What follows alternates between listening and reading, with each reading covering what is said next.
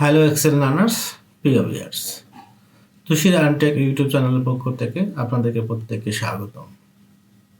আমরা শিখতেছি ড্যাশবোর্ড তৈরি করার পদ্ধতি, অর্থাৎ স্টেপ বাই স্টেপ ড্যাশবোর্ড কীভাবে তৈরি করব তা নিয়ে এই টিউটোরিয়াল। ইতিপূর্বে আমি কয়েকটি টিউটোরিয়াল দিয়েছিলাম। যদি ভিডিওগুলো ভালো লাগে তাহলে আমার চ্যানেলটি সাবস্ক্রাইব করবেন এবং পাশে থাকা বেল আইকনটা অন করবেন।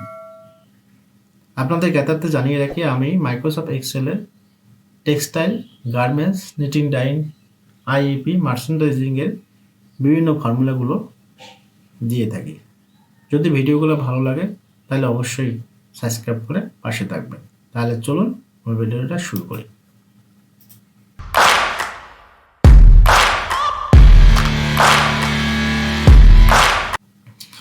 গত ভিডিওতে আমরা এরকম একটা ডাটা তৈরি করেছিলাম। আজকে এই ডাটাটা আমরা এই ফরম্যাটটা দেওয়ার চেষ্টা করবো। আমরা কোন ফরম্যাটটা দেবো? এই যে এখানে কিন্তু স্ট্রাকচারটা। আচ্ছা, তার আগে বলে রাখি, এই স্ট্রাকচারটার কালারটা তৈরি করছিলাম আমরা বিভিন্ন রকম। আমাদের কী করবো, এটা কপি করে যদি আমরা যদি ওখানে নিয়ে যেয়ে বসাই বা এখান থেকে পেন টুলের সাহায্যে যদি নিয়ে গিয়ে বসাই তাও হবে। তাই আমরা কী করি, এখানে পেন টুল ক্লিক করা অবস্থায় এই জায়গায় আমরা যেখান থেকে দিয়ে দেবো, কোথা থেকে দেবো, এই পর্যন্ত দেব। তাহলে এখানে নিয়ে গিয়ে যদি আমরা আমাদের এই পর্যন্ত দরকার, তাহলে কিন্তু অটোমেটিকলি ও একটা কালার কম্বিনেশন নিয়ে নেবে। এটা কালার কম্বিনেশন ও নিয়ে নিচ্ছে। এটা সবটা একই হলো কেন? আচ্ছা,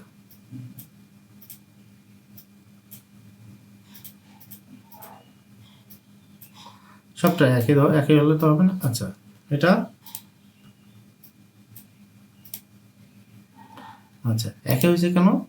এখানে দেখি এখানে একটু একই কালার হয় না, অ্যাডজাস্টমেন্ট ফিল ছিল না। আচ্ছা, তাহলে আমরা কি করি, এইটা কপি করি,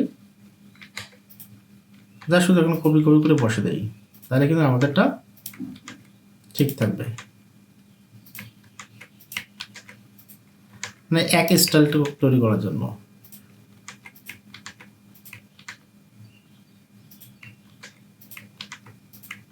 ওকে, তাহলে একই স্টাইলে মোটামুটি ঠিক আছে।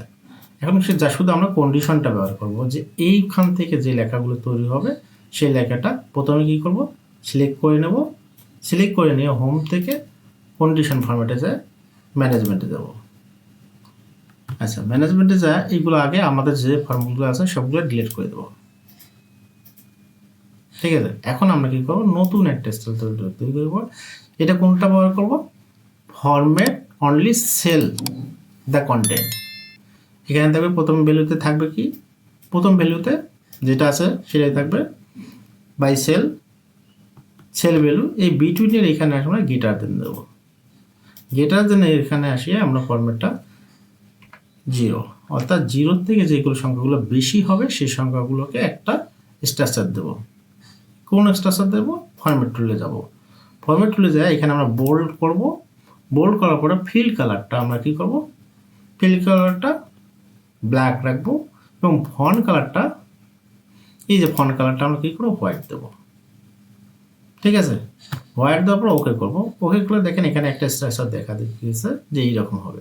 তাহলে অ্যাপ্লাই এবং ওকে। এখন আমরা যদি এখানে সংখ্যাগুলো বসাই, সাপোজ মনে করি এখানে আমি 55 বসালে, দেখেন চলে আসছে।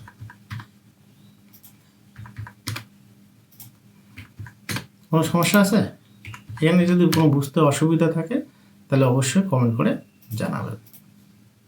তাহলে মানে আমাদের এই কন্ডিশন ফরম্যাটটা ব্যবহার করাও শেষ। কন্ডিশন ফরম্যাটটা ব্যবহার করা আমাদের শেষ। এখন এর পরবর্তীতে আমাদের ফর্মুলাগুলো আমরা একটা করে